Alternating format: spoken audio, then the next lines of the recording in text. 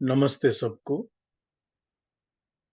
ओम भूर्भुवः स्वः तत्सवितुर्वरेण्यं भर्गो देवस्य धीमहि धियो यो नः प्रचोदयात्।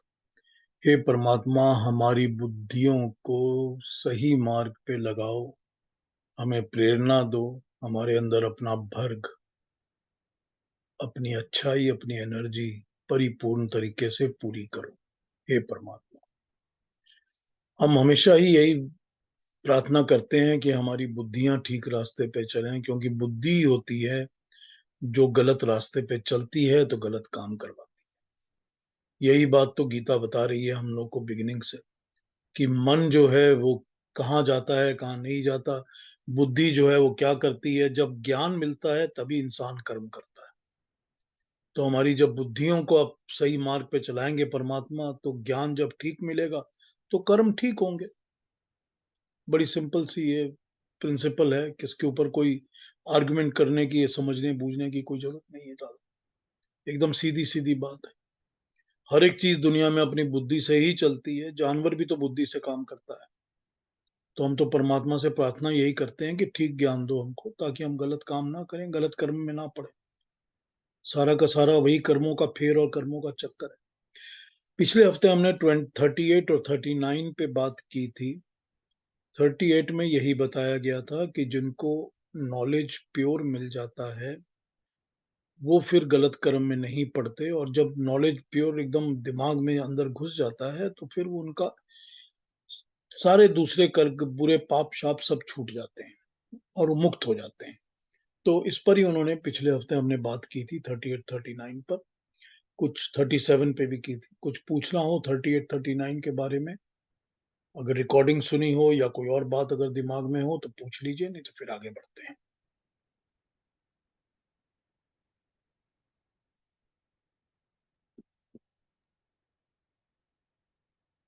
तो हमारा ये फोर्थ चैप्टर पीर जी, इन एक तीन। प्रश्न है। हाँ हाँ, पूछिए पूछिए। ये खैर उससे संबंधित नहीं है। अभी आपने कहा ना कि पितृपक्ष शुरू हो गया शुरू। ओके। तो ये जो पितृपक्ष में दान देते हैं, वो कहते हैं अपने पितरों को देते हैं। तो क्या वो तो उनके जो वो भोगेंगे वो उनके कर्म हैं, और यदि मैं दान दे रही हूँ तो वो तो मेरा कर्म हुआ ना फिर। तो उनके तक कैसे पहुंचे, उनके कर्मों में कैसे जाएगा? उनके अच्छा, भोगने में तो नहीं जाएगा ना। नहीं भाई, अच्छा काम करके उनके नाम पर आप दान दे रहे हो तो आपको ही हाँ, अच्छा कर्म मिलेगा। लेकिन उनको। करो, चलो, आपने उनका नाम तो ले लिया।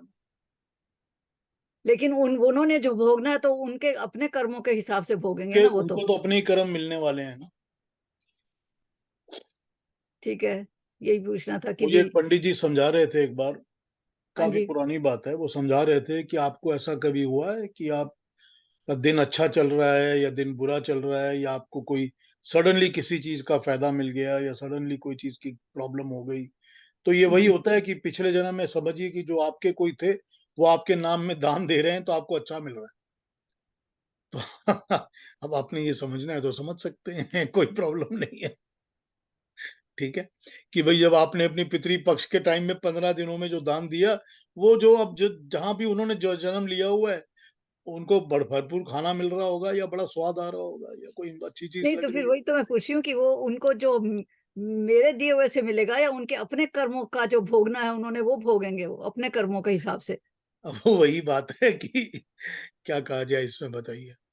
हाँ। और प्रिंसिपल यही के बात हिसाब जो से, है, इसी से प्रिंसिपल के संबंध। हिसाब से तो मन ये बात चलती नहीं है ना। हाँ जी, दूसरी हाँ चीज जी। ये, जो श्राद्ध और पितृपक्ष जो होते हैं ना, ये जी। सारे के सारे पिछले 2-2,500-3,000 साल से ही पुराणों के साथ साथ इंट्रोड्यूस हुए हैं। अच्छा, उससे पहले नहीं थे। उनके पहले तो ये कहीं सिस्टम में है नहीं। अब आप मुझे हाँ। एक बात बताइए, आपने 16 संस्कार पढ़े होंगे हाँ कि जी, हम हाँ लोग जी। 16 संस्कार कराते हैं, बच्चों के भी, बड़ों के जी। भी, सबके। मतलब वो जन्म से लेके मृत्यु तक कराते हैं। करेक्ट। उन हाँ 16 जी। संस्कार में कहीं भी नहीं है ना, कहीं नहीं है, हाँ। कहीं महालय नहीं है, पितृपक्ष नहीं है, कहीं नहीं है ना। हम्म।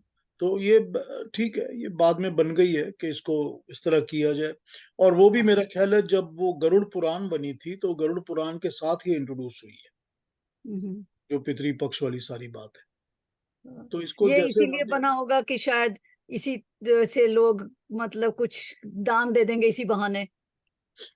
मतलब कुछ मुझे पुण्य ये कमाएंगे। लगता है कि जब महाभारत के बाद जी। जब वो एक पीरियड आया था, I would say about 1000 years after Mahabharata, तो आज से कोई 3500-4000 साल पहले की बात है, कि जो ज्ञान था वो ब्राह्मणों के बीच में खत्म होता गया। और वो खत्म इसीलिए होता गया कि वो जो यूनिवर्सिटीज थी या जो आश्रम थे ऋषियों के, उनको राजा जो थे वो उनको फंड किया करते थे, सपोर्ट किया करते थे। हाँ जी। तो राजाओं ने उन आश्रमों को फंड करना या कम कर दिया या बंद कर दिया। तो उसके बाद से ये हुआ कि वो, क्योंकि ऋषियों के आश्रम बंद होने शुरू हो गए, फिर वो छोटे छोटे गुरुकुल बन गए, फिर उस तरह से बड़े वाले बने रहे नहीं। तो छोटे छोटे जब गुरुकुल बन गए तो ऐसे बहुत सारे लोग थे जो कोई नॉलेज लेते ही नहीं थे या बहुत कम पढ़ते थे, या ऐसे गुरुकुलों में पढ़ते थे जिनके गुरुओं को बहुत नॉलेज नहीं था। तो उससे ये हुआ कि ब्राह्मणों के अंदर जो ज्ञान था वो खत्म होना शुरू हो गया। अब जब ज्ञान खत्म हो गया तो लोगों ने उनका सम्मान और आदर करना बंद कर दिया। और राजा भी ऐसे हो गए जिन्होंने फिर ब्राह्मणों को उस तरह से ऑनर करना बंद कर दिया जैसे वो पहले करते थे। तो फिर ये ब्राह्मणों ने ही सारी उल्टी सीधी चीजें बनानी शुरू कर दी कि चलो इसी बहाने कुछ ना कुछ तो मिलता रहेगा। अब दिवाली हम्म। आने वाली है अगर, तो ब्राह्मण को तो अपने घर में भी पैसा चाहिए ना, उसने तो अपने अनाज वनाज तो उगाए नहीं है, उसने तो कोई फार्मिंग की नहीं है। तो उससे अच्छा है कि एक पितृपक्ष बना लो ताकि इस वक्त काफी पैसा मिल जाए और फिर हमारी दिवाली भी ठीक गुजर जाए। तो मेरा पर्सनल विचार ये है, I mean I may be wrong, but I don't want to hurt any जी। फीलिंग, लेकिन मेरा हम्म। ख्याल है historically this is what happened.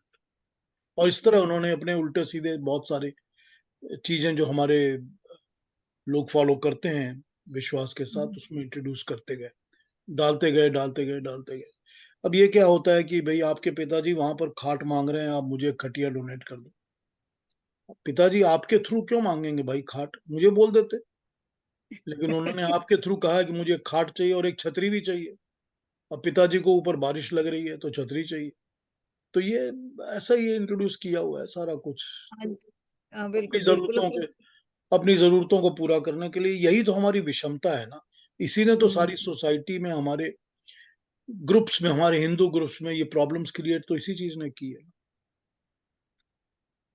क्योंकि ये गलत हाँ चीजें जी। इंट्रोड्यूस की गई हैं। हम्म। ठीक है। आज ठीक तक है। करते हैं पंडित लोग, आज तक करते हैं। एक त्योहार को दो दो दिन कर देंगे। बिल्कुल करते हैं, आज तो हमेशा ही यही करते होता है, हैं। एक त्योहार 2 दिन हो जाएगा। इधर भी इस दिन भी मना लेते हैं, उस दिन भी कर लेते हैं, वो हाँ, अपना क्योंकि फायदा उनको, उठा रहे हैं पूरा। भाई उनको 25-50 घरों में जाके करवाना है तो डिवाइड कर लो ना। तो कुछ घरों में एक दिन चले जाओ, दूसरे घरों में अगले दिन चले जाओ, तो डिवाइड कर आज लेते तक हैं। और 2 दिन उनको मिलता रहता है कुछ ना कुछ। तिथियां तिथियां डिवाइड तो हो नहीं सकती ना।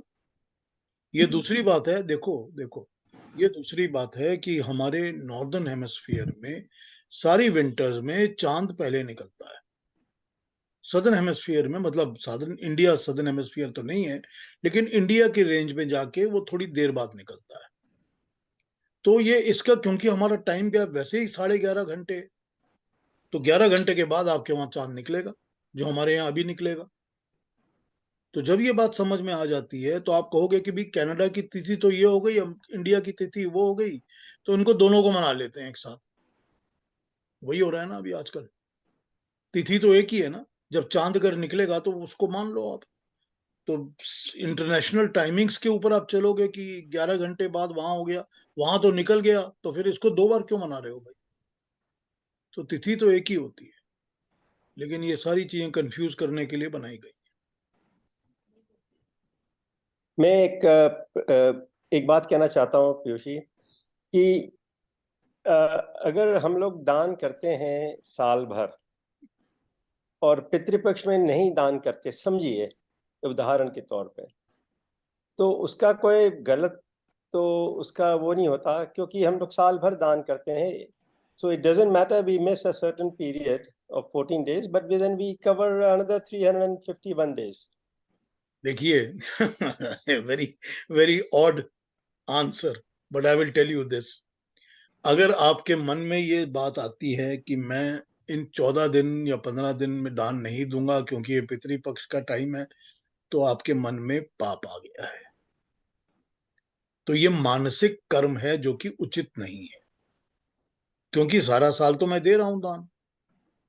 अगर सारा साल मन बोल रहा है कि करो और ये 14 दिन मन बोल रहा है कि मत करो, तो ये गलत बात है, जो मन का बुरा कर्म है ये। तो नहीं, अगर वो ठीक दान है। देना है, सारा साल देना है, तो सारा साल दीजिए, फिर इस दिन को ख्याल में मत रखिए। सिर्फ इलस्ट्रेशन के नाम से मैंने आपको ये उदाहरण दिया था, नहीं नॉट मैं दैट भी you are not doing it. नहीं, मैं भी उसी तरह बोल रहा हूं आपको कि देखिए, मन की ही कृति है ना सारी। मैं मन की बात की ही कर रहा हूं यहाँ पर बात, कि जो कर्म है वो तो मन से है ना। तो मन में अगर गलत बात आती है तो वो गलत है, बस यही वो बात। ठीक है। मैं भी मन की ही बात समझा रहा हूँ यहाँ पर। अच्छा काम करने के लिए तारीख नहीं चाहिए। बिल्कुल। जो जो अगर पंडित जी कहता है कि ये तारीख को करो, उसका अर्थ है कि उसको अपने आप को नहीं पता। वो तो कहते हैं अच्छा काम कभी भी कर लो, उसके लिए स्पेसिफिक नहीं जी 8 तारीख को करेंगे क्योंकि वो शुभ दिन है, बाकी दिन जो मर्जी करें। तो वो यह है कि बिजनेस बन गई। और दूसरे ये था कि जब ब्राह्मणों ने देखा है उनके बच्चे तो पढ़ते ही नहीं है, तो उन्होंने फिर तरीका ढूंढा कि क्या, अच्छा मंत्र पढ़ने की भी जरूरत नहीं, जल्दी जल्दी कुछ बोल दो और स्वाहा कर देना, चलेगा। आई एम श्योर आप सब ने ऐसे देखे होंगे दृश्य, जब पंडित जी बोल रहे हैं तो उनको भी नहीं मालूम कि क्या बोल रहे हैं। चलिए छोड़िए, let's not criticise but let's go further और आगे बढ़ते हैं। और मैं अरुणा जी को रिक्वेस्ट करूंगा कि अपना इसको ऑन कर लें, माइक को, और 40, 41, 42 तीनों को एक साथ पढ़ दें। बस ये 3 लास्ट हमारे पास श्लोक हैं 4th चैप्टर के, 4थे चैप्टर के। इसके बाद 4था चैप्टर खत्म हो जाएगा। फिर इसकी आज होगा या कल देखते हैं। फिर इसकी स्टार्ट करेंगे हम कंक्लूजन, उपसंहार और कंक्लूजन और समरी। अब इसकी जो समरी है वो कॉम्प्लिकेटेड भी है और चैलेंजिंग भी है, समझनी पड़ेगी। मैं कोशिश करूंगा समझाने की जितनी हो सके, मगर चैलेंजिंग है। खैर, anyway, let us go through the shlokas first, 40, 41, 42। Aruna ji इसको पढ़ दीजिए, फिर आगे बात करते हैं। जी 42 आखिर का श्लोक है, हाँ इसलिए बिल्कुल, इसके बाद पुष्पिका भी आ जाएगी। हाँ बिल्कुल। जी अज्ञश्चाश्रद्दधानश्च संशयात्मा विनश्यति नायं लोकोऽस्ति न परो न सुखं संशयात्मनः योगसंन्यस्तकर्माणे ज्ञानसञ्छिन्न संशयम् आत्मवन्तन्न कर्माणि निबध्नन्ति धनञ्जय तस्मादज्ञानसम्भूतं हृत्स्थैर्ज्ञानासिनात्मनः चित्त्वैनं संशयं योगम् आतिष्ठोत्तिष्ठ भारत। ॐ तत्सदिति श्रीमद्भगवद्गीतासु उपनिषत्सु ब्रह्मविद्यायां योगशास्त्रे श्रीकृष्णार्जुनसंवादे ज्ञानकर्मसन्न्यासयोगो नाम चतुर्थोऽध्यायः।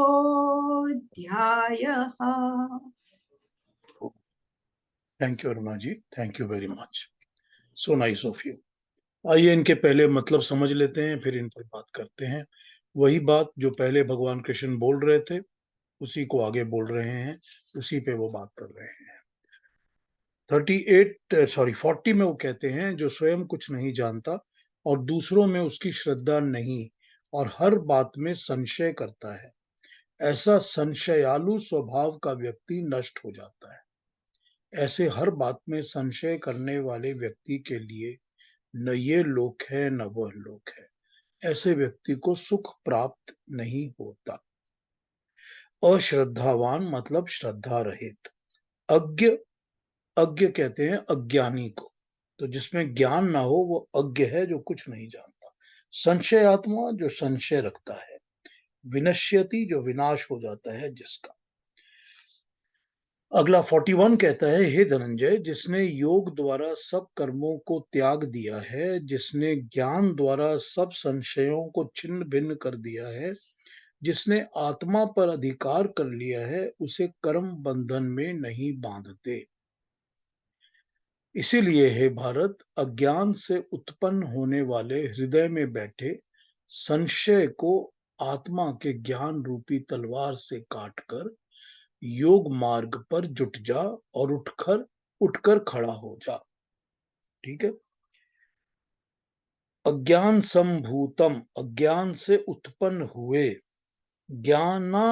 ज्ञानासिना, ज्ञान रूपी तलवार के द्वारा, ज्ञान आसिना, ठीक है, छित्वर काट कर, संशय को योग के मार्ग पर आतिष्ठ, जुट जा।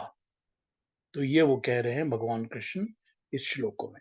आइए कुछ और लोगों की ट्रांसलेशंस पढ़ लेते हैं, उसके बाद मैं आपको इसके बाद चर्चा करके बात बताता हूं कि क्या कह रहे हैं। जो भी समझ में जाए उसको पहले पढ़ो। For a skeptic bereft of faith and knowledge, who strays from the path of righteousness, there is happiness neither in this world nor in the next. He loses both the worlds. O Dhananjay, action cannot bind a man who relies on God and who has surrendered all his actions to him by the practice of Karam Yoga, and all whose doubts have been put to rest by knowledge. Sorry.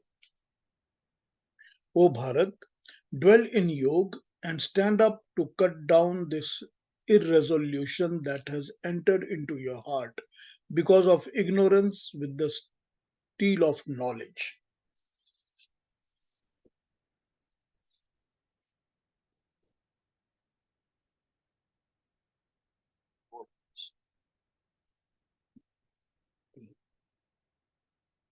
जिसके पास साक्षात्कार जन्म जन्य ज्ञान तो हो नहीं, और ईमानदार आप्त पुरुषों पर श्रद्धा करने की भी नम्रता ना हो, तथा रात दिन पता नहीं ये ठीक है या वो ठीक है, इस प्रकार के तर्क वितर्क में लगा रहता है, वह संशय आत्मा पुरुष नष्ट हो जाता है। संशय आत्मा पुरुष का ना यह लोक बनता है और ना परलोक, इसलिए उसको सुख प्राप्त नहीं होता। हे अर्जुन, जिसने श्रद्धावान होकर अपने कर्मों को निष्काम कर्म योग द्वारा प्रभु अर्पण कर दिया, जिसकी धरोहर थी उसको संन्यस्त कर दी, अर्थात यथावत सौंप दी, उसके पश्चात जिसे साक्षात्कार द्वारा कर्म योग की महिमा का ज्ञान होने से उसके संशय छिन्न भिन्न हो गए, और अनासक्ति के अभ्यास से कौन सा कर्म कहाँ तक करना उचित है और कब अनुचित है, ये जानकर उस ज्ञान को कार्य में परिणत करने के लिए आत्मबल प्राप्त हो गया, उसे कोई कर्म बंध में नहीं बांध सकता। जब हिंसा कर्तव्य है तब अहिंसा उसे बांध नहीं सकती, और जब अहिंसा कर्तव्य है तो बदले की भावना उससे हिंसा नहीं करवा सकती। वह अपनी लोक कल्याण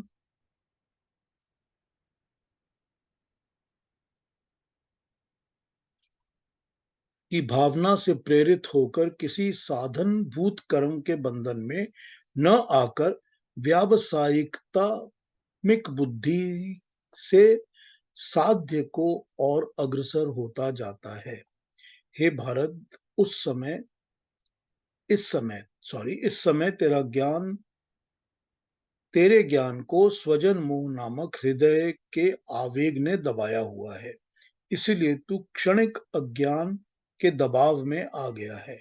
इस हृदय में जन्मे हुए अज्ञान जन संशय को ज्ञान रूपी तलवार से काटकर क्षत्रिय धर्मों उचित कर्म योग पर डटकर खड़ा हो जा। और पढ़ लेते हैं दो एक।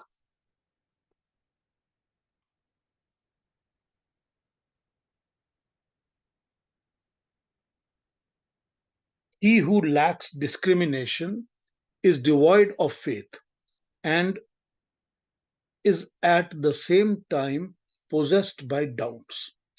He is lost to the spiritual path. For the doubting soul, there is neither this world nor the world beyond, nor even happiness. Arjun, actions do not bind him who has dedicated all his actions to God, according to the spirit of knowledge, whose doubts have been dispelled by wisdom, and who is self possessed. Therefore, Arjun, slashing the pieces with the sword of knowledge, this doubt in your heart, born of ignorance, establish yourself in Karam Yoga in the shape of even mindedness and stand up for the fight. एक और देखता हूं, फिर शुरू करता हूं analysis.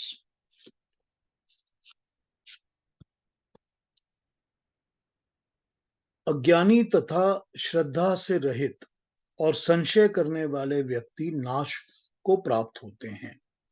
अशांत चित्त रहकर दुख और क्लेश पाते हैं। जो व्यक्ति परमात्मा के अस्तित्व पर ही संशय करता है, उसके लिए न इस लोक में सुख है और न परलोक में सुख होता है।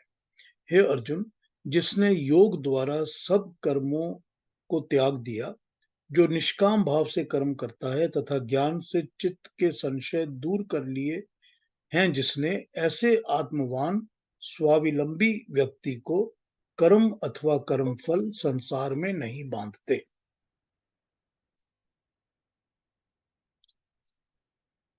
इस कारण है अर्जुन, कामनाओं से रहित होकर हृदय में अज्ञान से उत्पन्न संशय को ज्ञान की तलवार से छिन्न भिन्न करके उठकर खड़ा हो और कर्म में लग जा।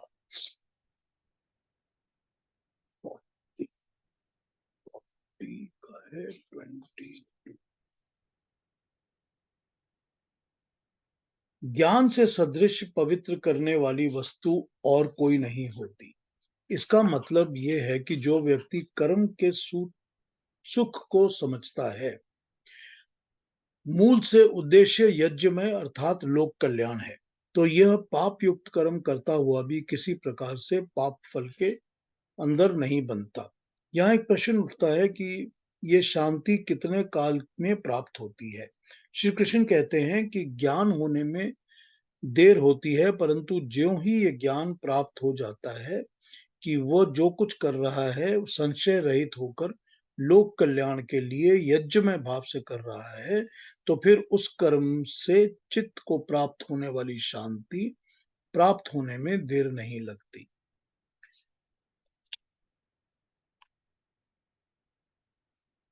इसको इस तरह से तुरंत होने वाला इसीलिए कहा गया है क्योंकि कारण यह है कि ज्ञान और इससे मिलने वाली शांति दोनों ही मन और मन से सीधे जीवात्मा तक पहुंचती है और मन तथा जीवात्मा परस्पर संपर्क में रहते हैं। इस कारण एक ही अवस्था दूसरे तक पहुंचने में देर नहीं लगती। अब ये कंक्लूजन कर रहे हैं, ठीक है। आइए इसको समझते हैं बात को कि क्या कहा गया, फिर इस पर आ जाते हैं संशय के ऊपर। पहले श्लोक में ये बताया गया कि जो इंसान 40 में कि जो इंसान खुद नहीं जानता और दूसरों पे श्रद्धा भी नहीं करता और हर बात में संशय करता है। ये तो बिल्कुल सिंपल प्रिंसिपल है अपनी लाइफ की लर्निंग का। अगर आपको हर चीज पे डाउट है, अगर किसी को भी हर चीज पे डाउट है, अगर शक करता है, तब वो कोई भी कुछ भी चीज को प्राप्त नहीं होता। इस लोक में, उस लोक में, मतलब ये है कि नॉलेज का ये पार्ट भी उसको नहीं मिलता जो मिलना चाहिए था, और जिस तरफ उसका ध्यान लगा हुआ है वो भी नहीं मिलता उसको जहां उसका दिमाग लगा हुआ है। इसको आप समझ लीजिए कि अगर हम कहीं पर भी कोई भी पढ़ाई लिखाई एजुकेशन करने जाते हैं और हम सोचते हैं कि हम प्रोफेसर पे डाउट कर रहे हैं कि मैं पढ़ तो रहा हूं कि मैंने फिजिक्स की क्लास तो ले ली लेकिन इसको कुछ नहीं आता, तो ये तो पक्का है कि वो जो बोल रहा है हम सीखेंगे ही नहीं, क्योंकि हम समझेंगे ही नहीं, समझना ही नहीं चाहते। और ये भी पक्का है कि वो जो नहीं बोल रहा, अगर हम वो समझना चाह रहे हैं तो हम वो भी नहीं समझेंगे, क्योंकि उसका ज्ञान तो हमको मिला ही नहीं। करेक्ट? तो जो संशय करता है, जो डाउट करता है, वो ना यहाँ टिकता है ना वहां टिकता है, उसको तो कुछ नहीं मिलता।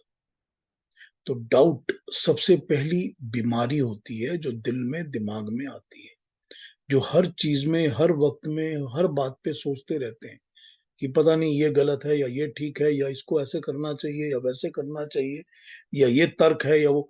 तर्कों के पीछे पड़े रहने से क्या होता है, जब आर्ग्यूमेंटेटिव टेंडेंसी हो जाती है किसी भी इंसान की कि मुझको तो हर चीज में आर्ग्यूमेंट करना है। आप देखेंगे ऐसे बहुत सारे लोग होते हैं। अगर आप पब्लिकली किसी भी एक गैदरिंग में जाते हैं, सपोज करिए कि कोई आया हुआ है, वहां कुछ अपना टॉक या लेक्चर या कुछ देना चाह रहा है, तो उसमें आप देखेंगे कि क्राउड में ऐसे लोग होते हैं जो सिर्फ सिर्फ प्रश्न पूछने के लिए ही प्रश्न करते रहते हैं, कि उनको इस चीज में खुशी मिलती है कि मुझको तर्क कहाँ मिल रहा है, कि मैं कैसे तर्क करूं, कि मैं तर्क करता रहूं। उनको इस चीज में खुशी मिलती है। वो अपने आप को शो ऑफ करना चाहते हैं कि मैं हूं, कि मैं हर बार हाथ उठाता हूं, हर बार मैं चैलेंज कर देता हूं, हर बार कुछ ना कुछ करता हूं, और हंसते भी रहते हैं। और उनकी कोटरी होती है, ग्रुप ऑफ फ्रेंड्स जो हंसते रहते हैं उनकी बातों पर। आपने देखा होगा ऐसे लोग। इन लोगों के पास कोई भी अपना नॉलेज नहीं होता। ये सिर्फ चैलेंज करने के लिए ही चैलेंज करते रहते हैं, सिर्फ क्वेश्चन पूछने के लिए ही हाथ उठा के क्वेश्चन पूछते रहते हैं। ये एक बड़ी टिपिकल चीज होती है सोसाइटी में, जो लोगों में होती है, जो हम देखते हैं आमतौर पे। तो ऐसे लोग जो होते हैं, ऑब्वियसली उनको खुद को भी नॉलेज नहीं होता। नॉलेज होता होता तो ऐसा काम नहीं करते। तो उनको खुद को भी नॉलेज नहीं होता। जो मिल रहा है वो नॉलेज भी वो नहीं लेते, क्योंकि वो लेना ही नहीं चाहते। उनका तो दिमाग लगा हुआ है काउंटर करने में, काउंटर आर्ग्यूमेंट्स में। और इसके बाद जिस काउंटर आर्ग्यूमेंट्स को प्रेजेंट कर रहे हैं, उसका नॉलेज भी नहीं है, क्योंकि उनको वैसे ही अपने अंदर नॉलेज नहीं है। और इस काउंटर आर्ग्यूमेंट्स वाले सब्जेक्ट पे नॉलेज लेने तो गए नहीं कहीं पर। तो ऐसे लोगों का ना यहाँ कुछ है ना वहां कुछ है, ना इस पार ना उस पार। तो इस तरह इन्होंने इस बात को समझाया है कि जो संशय करने वाले व्यक्ति होते हैं, वो उनको कुछ नहीं मिलता। तो जो चीज के लिए, अब आप 4th चैप्टर पर आ गए हो, अब आप 4थे चैप्टर में गीता को समझ रहे हो।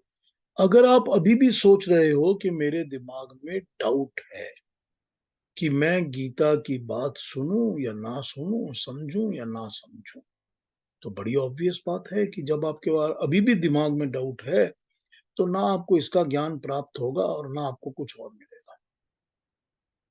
बिल्कुल वही बात है कि जब आप किसी भी जगह जाते हो, आपने पैसे दिए हैं, आप एडमिशन लेते हो कि हमने इस चीज की पढ़ाई करनी है, तो अगर डाउट लेके बैठे रहोगे तो पढ़ाई नहीं होगी ना, कोई एजुकेशन नहीं होगी, ज्ञान तो मिलेगा ही नहीं। ज्ञान तो तभी मिलेगा जब दिमाग में संशय नहीं होगा। ज्ञान को चैलेंज करना है अगर, क्योंकि कैपेबिलिटी है, तो बहुत अच्छी बात है, बहुत अच्छी बात है। तब तो क्वेश्चन पूछना ही चाहिए। और अगर ऐसा है कि मैं गुरु को भी करेक्ट कर सकता हूं, तो गुरु, मेरे ख्याल से तो वही गुरु गुरु होता है जो अपनी करेक्शंस को लेने को तैयार होता है। तो ऐसा तो कोई प्रॉब्लम नहीं है यहाँ पर।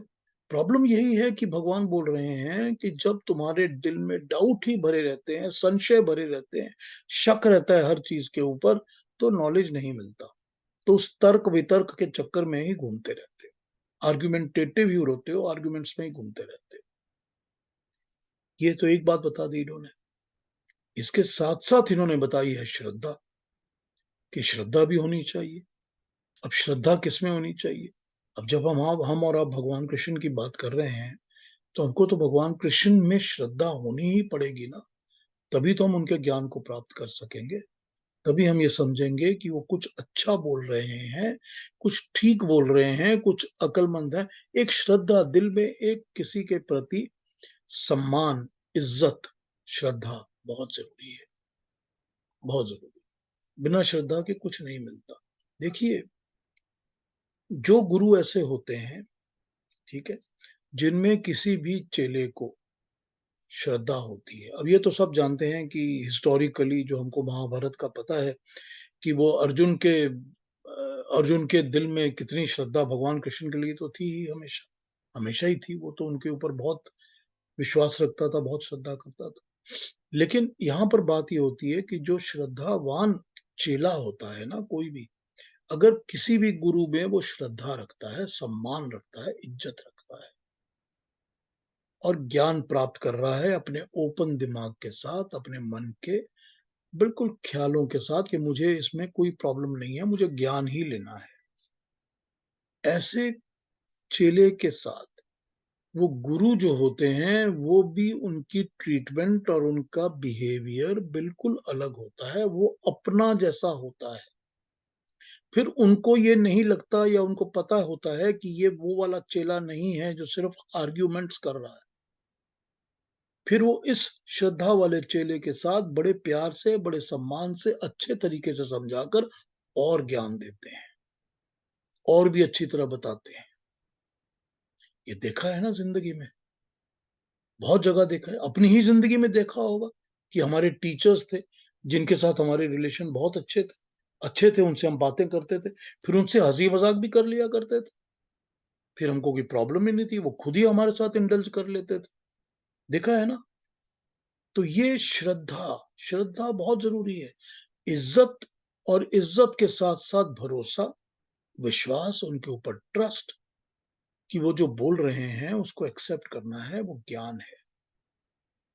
तो ये श्रद्धा एक, और संशय मतलब डाउट्स, डाउट्स का ना होना और श्रद्धा का होना, ये दोनों बातें इन्होंने इस श्लोक में बता दी हैं कि जिसको श्रद्धा नहीं होती और जिसके दिमाग में डाउट रहता है, उसको कोई ज्ञान प्राप्त नहीं होता और वो अज्ञानी होकर भटकता रहता है। तो अज्ञानी होकर भटकना भी वही बात है कि वो अज्ञानी होगा तो अज्ञान वाले कर्म करेगा, फिर वो कर्म भी ऐसे ही करेगा जिसमें ज्ञान नहीं होगा। तो जब अज्ञानी होगा तो अज्ञानी रूप से कर्म करेगा, तो बस वही बात है कि ना उसको कोई अच्छा फल यहां मिलेगा ना वहां। तो ये इन्होंने 40 श्लोक में बताया। 41, 42, 41 में कहते हैं कि वो इंसान जिसने, अब ये कहते हैं कि जिसने अपने डाउट्स को हटा दिया, जिसके दिल में अब कोई डाउट नहीं है और जिसने अपनी आत्मा के ऊपर अधिकार जमा लिया योग के द्वारा। ठीक, तो डाउट मिटा देने का क्या मतलब है? मतलब तो वही है ना कि मन को साफ करना, कि अंदर से जितनी भी तरह की गलत चीजें हैं, गलत धारणाएं हैं, उनको उठा के बाहर फेंक देना कि मुझको इनकी जरूरत नहीं है।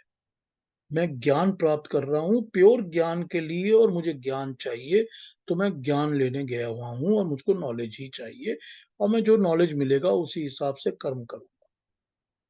तो सारे संशय तो हटा दिए उसने पहले। तो जिस इंसान ने इस तरह से संशय तो अपने हटा दिए मन से सारे, तो ऑब्वियस है उसके कर्म जो हैं वो सारे सुधर गए। वो सारे वही कर्म होंगे जो ज्ञान उसको बताएगा करने के लिए, और इसके बाद उसने अपनी आत्मा पर अधिकार कर लिया योग के द्वारा। मतलब ये है कि योग और योग आसन और योग विद्या और योग दर्शन पूरा जब फॉलो करते हैं अष्टांग तरीके के साथ, तो होता ये है कि जो आत्मा में बैठी हुए पुराने संस्कार हैं, जो पुरानी पुरानी चीजें हैं जो मनुष्य को फोर्स करती हैं कि गलत काम की तरफ चल, कि ये अट्रैक्शन है इसकी तरफ चल, तुझे 4 जन्म पहले भी यही अट्रैक्शन दिखी थी, तो इसमें फिर से चिपक जा। तो वो जो आत्मा के साथ चिपके हुए संस्कार हैं, वो भी दग्ध, वो भी दब जाते हैं, खत्म हो जाते हैं, मिट जाते हैं। तो जो मनुष्य ज्ञान प्राप्त करता है बिना संशय के, तो ज्ञान क्या करता है? ज्ञान उसको हेल्प करता है कि वो अपने पुराने दबे छिपे संस्कारों को ढूंढ के उनको नष्ट कर सके। अब यहाँ पर क्यों कहा गया योग? क्योंकि योग जो है वो कंट्रोल सिखाता है, हर एक चीज का कंट्रोल, शरीर का, आत्मा का, मन का, सांसों का, प्राणों का, हर चीज का कंट्रोल सिखाता है। और योग जब कंट्रोल सिखाता है तो कंट्रोल के द्वारा ही वो यह भी सिखाता है कि जो पुराने संस्कार हैं उनको कैसे ढूंढ ढूंढ के नष्ट किया जाए। तो जब योग ये सिखाता है, योग दर्शन अगर आप पढ़ेंगे तो आपको दिख जाएगा उसके अंदर कि कैसे कैसे बताए गए हैं। तो फिर जब ये बताता है तो आत्मा में छिपे हुए जो पुराने संस्कार हैं, पुरानी बातें हैं, वो मिट जाती हैं, वो हट जाती हैं। तब इस मनुष्य का ज्ञान ऐसा होता है कि ये सारे कर्म शुभ अच्छे ही करता है और पुरानी सब चीजें छिन्न भिन्न होके कट के हट के खत्म हो जाती हैं। तब इसके कोई पुराने कर्म बचते ही नहीं है। क्यों? क्योंकि आत्मा में भी तो वो संस्कार अब बचे नहीं ना, जो कि पुराने कर्म करवाएंगे। और नए कर्म तो होंगे ही नहीं खराब, क्योंकि ज्ञान ने वो हाल कर दिया कि पुराना कुछ खराब होगा ही नहीं। और ज्ञान कौन सा है? ज्ञान है यज्ञ में निष्काम कर्म करने का ज्ञान, कि कर्म सारे निष्काम होने चाहिए, यज्ञ में होने चाहिए। तो ज्ञान तो वो है सर।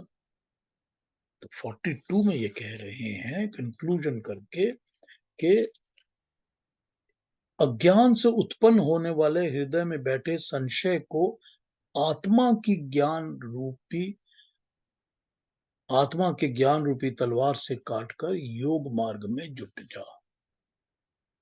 जो इन्होंने 41 में कहा वही 42 में अब रिपेयर कर रहे हैं कि जो भी चीज डाउट्स जो दिल में उठते हैं, जो गलत चीजों की तरफ खींचती हैं, जो भी हमारे मन में ऐसी चीजें उठती हैं जो हमको गलत की तरफ लेके जा रही हैं या हमको गलत कर्म करवा रही हैं या सोच गलत दे रही हैं, वो सब चीजें अज्ञान से ही उत्पन्न होती हैं।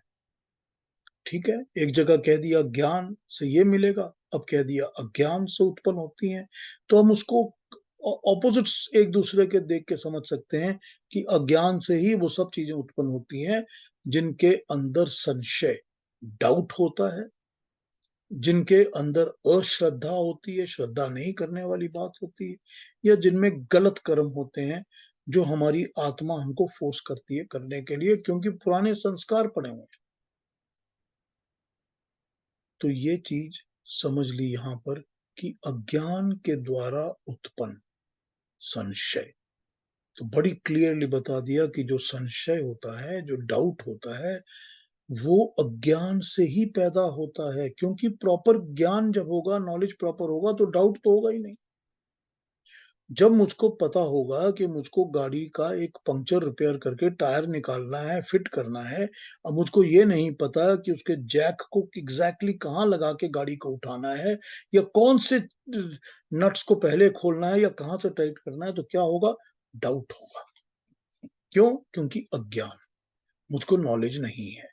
जब नॉलेज नहीं है तो मेरे मन में डाउट है, मुझे पता नहीं ऐसे करूं या ऐसे करूं, या ये ठीक है या वो ठीक है।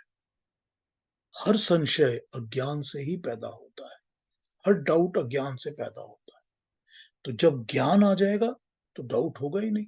तो मैं एक्सपर्ट बन जाऊंगा, 1 सेकंड में अंदर डालूंगा, कटाकट जैक उठाऊंगा, फटाफट टायर्स खोलूंगा, मुझे पता है कैसे करना है। तो जब मुझे ज्ञान आ गया, नॉलेज आ गया, तो संशय कट गया। तो ऑब्वियसली वो संशय जो है कटेगा ही तब जब ज्ञान आएगा। किसी भी चीज में जो डाउट है, वो डाउट जो है वो अज्ञान से ही पैदा होता है, किसी भी चीज में। और किसी भी चीज का डाउट जो पैदा होता है वो दूर तभी होता है जब ज्ञान आ जाता है, तब कोई भी चीज का। ठीक है ना? तो ये जो है, इस अज्ञान को काटने के लिए तुझे ज्ञान की जरूरत है। तो ज्ञान को तलवार की तरह यूज करो ताकि अज्ञान को काट कर अलग कर दिया जाए कि मुझे ये डाउट नहीं चाहिए। और उसके बाद योग मार्ग में युक्त हो जा, जुड़ जा। अब योग मार्ग में जुड़ जा क्या है? जब तूने अपने अंदर डाउट्स को काट दिया, अब तुझको पता चल गया कि मुझको तो नॉलेज लेना है, तुझको पता चल गया कि मुझको तो ज्ञान प्राप्त करना है। तो तुझको ये भी तो बता दिया ना कि ज्ञान जो है वो तभी प्राप्त होगा तेरे को जब तू अपनी आत्मा के साथ योग मार्ग में जुड़ जाएगा। युज जुड़ने वाले मार्ग में जुड़ जाएगा। कौन से मार्ग में? जो नॉलेज मैं दे रहा हूं। और नॉलेज तो ये शुरू से ही योग और सांख्य का दे रहे हैं भगवान कृष्ण। तो जब ये शुरू से ही योग का ही नॉलेज दे रहे हैं तो योग से जुड़ने के लिए ही कह रहे हैं कि जब योग से जुड़ेगा तो अपने आप ये ज्ञान आएगा, बुरे कर्म कटेंगे, आत्मा के संस्कार हट जाएंगे, अपने आप ही रास्ता खुल जाएगा, क्योंकि फिर तू अपने आप ही ध्यान, धारणा और समाधि की अवस्था में चला जाएगा। जब तू इन सारी अवस्थाओं में जाएगा तो तेरा अपने आप ही परमात्मा के साथ, पहले अपनी ही आत्मा के साथ और फिर परमात्मा के साथ संपर्क जुड़ जाएगा। युज योग जुड़ना हो जाएगा। और जब जुड़ जाएगा इन सब चीजों के साथ तो जरूरी बात है कोई भी ऐसे कर्म जो कि ठीक नहीं है वो सब कट के खत्म हो चुके होंगे सब। तब तुझे सीधा मार्ग मिल जाएगा, तू सीधे रास्ते पे चल जाएगा। तो उठ, अपना कर्म कर। तो कर्म कर, कर्म कर, क्योंकि मैं कह रहा हूं, क्योंकि ज्ञान का रास्ता यही है। तो ये कर्म कर। अब यहाँ पर एक कमेंट किसी इसमें से जिसमें से भी पढ़ा था, उसमें हिंसा के बारे में भी थोड़ा सा कमेंट था, उस पर भी बात कर लेते हैं। उस पर बात यह है कि जब ये भगवान कृष्ण उसको कह रहे हैं कि उठ जा और अपना कर्म कर और युद्ध कर, तो इस वक्त ये डाउट कई बार दिमाग में, लोगों के, पढ़ने वालों के दिमाग में आ जाएगा कि इसका मतलब तो ये है कि भगवान कृष्ण उसको युद्ध करने को कह रहे हैं, तो लड़ाई कर। तो युद्ध करना, लड़ाई करना तो हिंसा है, मतलब है कि वायलेंस है। तो तू उस वक्त उनको ऐसा क्यों कह रहे हैं कि तू युद्ध कर, जबकि वो इतना आत्मा का ज्ञान, योग का ज्ञान दे रहे हैं। तब यहाँ पर ये नहीं कहा जा रहा कि तू युद्ध ही कर, यहाँ पर कहा जा रहा है कि तू अपनी ड्यूटी कर, क्योंकि पहले ही वो बता चुके हैं कि तेरा स्वधर्म क्या है, कि तेरी ड्यूटीज क्या हैं, और तू ये कौन से एटमॉस्फेयर, कौन सी सिचुएशन, कौन सी जगह खड़ा है तू, कि तू अब खड़ा है ऐसी जगह जहां लोग तुझे देख रहे हैं, तू आइडल है इनके सामने। You are an ideal for all these people, कि ये तेरे को फॉलो करेंगे। और तेरा धर्म क्या है? तेरा धर्म स्वधर्म है जो तुझे इस वक्त करना है। तो वो ये समझा रहे हैं कि तू इसमें जुट जा। यहाँ वायलेंस, नॉन वायलेंस की बात नहीं है। यहाँ बात है कि उसका जो उस वक्त कर्म है, जो इंसान वॉर के ग्राउंड में खड़ा है, जो सोल्जर है, जो खड़ा है, जो लड़ाई करने के लिए तैयार है, जिसको जनरल ने अभी ऑर्डर देना है ऊपर से शूट, तो ये तो नहीं कर सकता ना। वो कि सोच सकता है कि नहीं, सामने वाले ने तो इतने अच्छे कपड़े पहने हुए हैं, इतना प्यारी शक्ल है उसकी, मैं कैसे गोली मारूंगा? ये नहीं सोच सकता ना फिर वो, क्योंकि अब उसका एक ही धर्म है कि मुझे वो फॉलो करना है जो मैं करने के लिए यहाँ खड़ा हुआ। या तो खड़ा ही ना हो तो उसका वो स्वधर्म नहीं होगा। तो जो उसका स्वधर्म है, जो भी स्वधर्म है, ये बड़ा सिंपल, बहुत ही सिंपल एग्जाम्पल हम सब की लाइफ के अंदर है कि हमको पता होना चाहिए कि हमारा स्वधर्म क्या है, और जो हमारा स्वधर्म है उसको हमको फॉलो करना है। जब हमारे को कर्म भूमि में उतरना है कि हमको कर्म करने हैं, हमको अपनी परफॉर्मेंसेस करनी है, ड्यूटीज करनी है, तो हम डाउट नहीं कर सकते, तो हम संशय में नहीं खड़े हो सकते, तो हम अपने सुपीरियर के ऊपर अश्रद्धा नहीं कर सकते। ये नहीं सोच सकते कि मैं तो इसको बेवकूफ समझता हूं, तो मैं इसका ऑर्डर कैसे मानूं? Then you will not be, neither be here nor be there. बड़ी सिंपल लेसन्स हैं हमारी अपनी जिंदगी के लिए, कि ये तूने स्वधर्म जो चुना है और तेरी जो ड्यूटीज हैं, और फिर इसको निष्काम होकर करो, तो अपने आप कोई पाप नहीं लगेगा, कोई गलत कर्म नहीं होगा, तो कर्म अपने आप सिंपल हो जाएंगे, समझ जाएंगे। तो अलग अलग प्लेटफॉर्म पर जैसे भी इस मैसेज को आप समझना चाहें, इसमें से निकलकर बहुत ही डीप रेजोनेंट चीजें समझ में आती हैं on different level, day to day life में क्या करना है, कैसे मानना है, इसको कैसे समझना है, वो समझ में आ जाता है। डे टू डे एग्जाम्पल्स के साथ समझ में आ जाता है, और ज्ञान के लेवल पर तो समझ में आ ही जाता है कि हमको जब ज्ञान प्राप्त करना है तो हमको ज्ञान को प्राप्त करने के लिए ये स्टेप्स उठाने ही पड़ेंगे, कि हमको अभी जो लास्ट श्लोकों में उन्होंने कहा है कि संशय और डाउट्स को दिमाग से हटाना पड़ेगा, श्रद्धा को दिमाग में रखना पड़ेगा, अपने स्वधर्म को दिमाग में रखना पड़ेगा, और उठ के खड़े हो जाना पड़ेगा कि मैं एक योग मार्ग पे चलने को तैयार हूं, कि मैं अब अपने आप को, अपने शरीर को, मन को उस रास्ते पे चलाने को तैयार हूं कि मैं आगे जाकर ज्ञान प्राप्त कर सकूं, और भी ज्ञान प्राप्त कर सकूं, और आत्मा के अंदर से पुराने संस्कारों को बाहर निकाल सकूं। ठीक, अब पूछिए कोई 41 42 तक कोई पूछना हो, 40 41 42 तक पूछ लीजिए कोई क्वेश्चन। और जो क्या टाइम, जो कंक्लूजन और समरी है, उपसंहार है, वो कल पिकअप करेंगे। बहुत अच्छा पीयूष जी, आपने श्रद्धा, आस्था और डाउट्स के ऊपर क्लियर किया। Very nice. Thank you Prabha ji, thank you Prabha ji, thank you, thank you. हाँ जी, कोई क्वेश्चन? पीयूष जी, हाँ इसमें जी, इंदिरा जी। विद्या और अविद्या कहाँ पे आती है? विद्या और अविद्या दोनों ज्ञान है। दोनों ज्ञान है। इसलिए इन्होंने यहाँ पर ज्ञान में, अज्ञान में उन्होंने विद्या अविद्या की बात नहीं की है, क्योंकि विद्या और अविद्या दोनों ही ज्ञान है। क्योंकि कहा यह गया है कि अविद्या को प्राप्त करके विद्या की तरफ आगे बढ़ो, कि अविद्या का नॉलेज वही नॉलेज है जो तुमको विद्या के द्वार पे जाके, दरवाजे पे जाके खड़ा कर देता है। अविद्या, अविद्यमान वस्तुएं, जितनी भी नॉन परमानेंट एग्जिस्टेंस के अंदर चीजें हैं, वो सब अविद्याएं हैं। उनका नॉलेज बहुत जरूरी है, बिकॉज वही हमारे को सारी दुनिया का, संसार का नॉलेज बताता है। लेकिन संसार के नॉलेज में, दुनिया के नॉलेज में ये समझ में आना चाहिए कि इन सब के पीछे काम करने वाला कोई एक है, कुछ है जो उसका पावर सारी दुनिया में चलता है। तो जब वो अविद्या का ज्ञान हमको ये निचोड़ दे देता है कि हमको पता तो चल गया कि इसके पीछे करने वाला कोई है, तो अब उस करने वाले के ज्ञान को पाने के लिए हम विद्या की तरफ बढ़ते हैं। तो अविद्या से विद्या की तरफ बढ़ना, दोनों ही ज्ञान है, इसलिए दोनों को लेना जरूरी है। इनमें दोनों में अज्ञान कुछ नहीं है। ठीक है ना? एकदम ठीक, अब समझ में आ गया। हाँ जी, हाँ जी। और कोई ये बात? अविद्या और विद्या दोनों ज्ञान है, ये समझ में नहीं आता था। हाँ, दोनों ही ज्ञान है ना, दोनों ही प्राप्त करने, दोनों ही लेने चाहिए, और दोनों ही लेने ही पड़ते हैं। भाई, हम जब जन्म ले रहे हैं, जो साधु आदमी है जो कि कहता है, कल मैं देख रहा था कहाँ पर, एक दिखा रहे थे, कोई 18 साल की उम्र में कोई नागा सन्यासी बन गया है, तो वो अपनी जिंदगी की कुछ बातें बता रहा था। चलो, वो सन्यासी बन गया है, उसको नॉलेज आ गया होगा, मुझे नहीं पता क्या है क्या नहीं, लेकिन सपोज करिए कि बहुत नॉलेज आ गया, सन्यासी हो गया है, उसको सारी भक्ति शक्ति सब मिल गई है, और वो तो लोगों को आशीर्वाद दे रहा है, लोगों के कष्टों को दूर कर रहा है, बड़ी अच्छी बात है।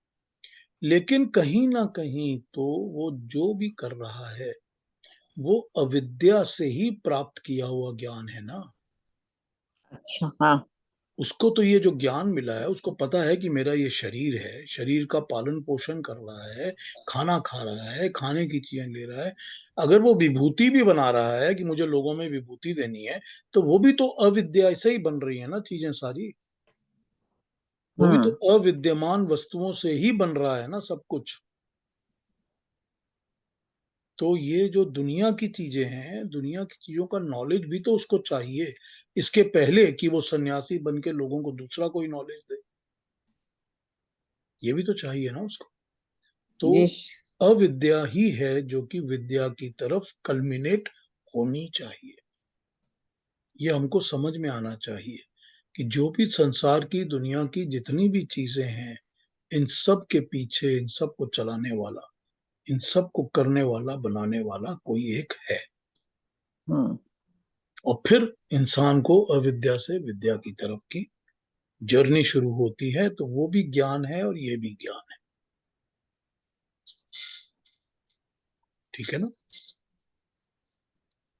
हाँ जी, केतु जी कुछ कहेंगे? मुझे दो बातें याद आई हैं आपके इस डिस्कोर्स में। बताइए। तो ये है कि मेरी समझ में ये आता है कि युद्ध भूमि में अर्जुन को संशय बहुत हो गया था। एक तरफ संशय था और भगवान को, लेकिन वो श्रद्धा के हिसाब से प्रश्न कर रहा था। तो इसमें दोनों चीजें हैं, संशय भी है और श्रद्धा भी है, एक साथ को एग्जिस्टिंग। बिल्कुल, अर्जुन को अश्रद्धा कभी नहीं हुई थी। ऐसा नहीं था कि वो श्रद्धा नहीं करेगा, ऐसा कभी भी नहीं हुआ। हाँ, हाँ, संशय जरूर हो गया था कि मैं ये करूं या ना करूं। राइट। तो यहाँ भगवान कृष्ण इसीलिए दोनों की बातें कर रहे हैं। आपने बिल्कुल ठीक कहा है, यहाँ इसीलिए दोनों की बातें कर रहे हैं कि श्रद्धा तो जरूरी है ही, लेकिन संशय का ना होना भी बहुत जरूरी है। इसीलिए दोनों की बातें भगवान कृष्ण कर रहे हैं। दूसरी बात यह है कि जब आपने कहा था कि एक आपने उदाहरण दिया कि जब जनरल कहता है कि शूट करो, तो उसको जो सोल्जर्स हैं उनको उस पर श्रद्धा होनी चाहिए। तो मुझे ये जलियांवाला बाग की इंसिडेंट आई थी कि जब जनरल डायर ने कहा था कि शूट करो, तो किसी ने उसका विरोध नहीं किया था कि हाँ ये गलत बात है कि बिना शस्त्र के जो व्यक्ति हैं, बच्चे हैं, बूढ़े हैं, उन पर मारा। तो किसी ने उसका विरोध नहीं किया था, नहीं किसी को भी मार दो जिससे मेरा भले जो भी कुछ हो। वही है ना, ड्यूटी पूरी कर रहे हैं ना। बस तो गलत तरीके से। उस वक्त वो खड़े होकर जनरल डायर को नहीं पूछ सकते थे कि आप क्या बोल रहे हो, देखो सामने बच्चे खड़े हैं, ये नहीं पूछ सकते थे। उस वक्त तो यही है कि जब कह दिया जाए कि ड्यूटी करो तो ड्यूटी करो। और या तो तुम अपनी अब ऐसा हो सकता था कि या जब पता था कि जलियांवाला बाग जा रहे हैं तो उसके पहले ही रुक जाते और बोल देते कि हमने तो नहीं जाना जी, हम रिजाइन कर रहे हैं। ये भी हो सकता था। I am just talking. लेकिन यहां पर वही है ना कि संशय करने से कर्म पूरा नहीं होता, कोई भी कर्म नहीं होता, इधर भी उधर भी कुछ नहीं होता। और संशय करने से ज्ञान भी नहीं मिलता, कोई भी ज्ञान नहीं मिलता, कोई नॉलेज नहीं मिलता। जब आपके दिमाग में डाउट्स रहते हैं तो आपको कोई भी नॉलेज नहीं मिलता। तो यही बात भगवान कृष्ण यहाँ समझा रहे हैं। वो अपनी श्रद्धा और संशय के थ्रू समझा रहे हैं कि श्रद्धा तो होनी ही चाहिए, श्रद्धा के बिना नहीं होगा काम, और डाउट के बिना भी, डाउट्स के साथ भी काम नहीं होगा। हमने शायद ये पहले एक उपनिषद में इसके ऊपर पढ़ा था बिल्कुल इन डिटेल कि किस तरह से संशय और श्रद्धा का काम होता है।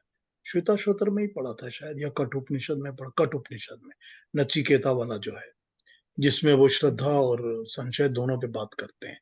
यमाचार्य जो है वो बात करते हैं, हमने पढ़ा था ये। हाँ जी, और कोई क्वेश्चन, कोई और बात, किसी ने कुछ पूछना है या कहना है?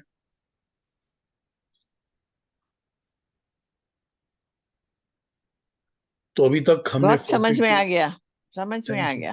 थैंक यू इंदिरा बहन, थैंक यू। तो हमने 42 कंप्लीट कर लिया, हमारा 4th चैप्टर फिनिश हो गया। यहाँ पर चौथे चैप्टर के कंक्लूजन पर, समरी पर हम कल बात करेंगे, उपसंहार पर हम कल बात करेंगे।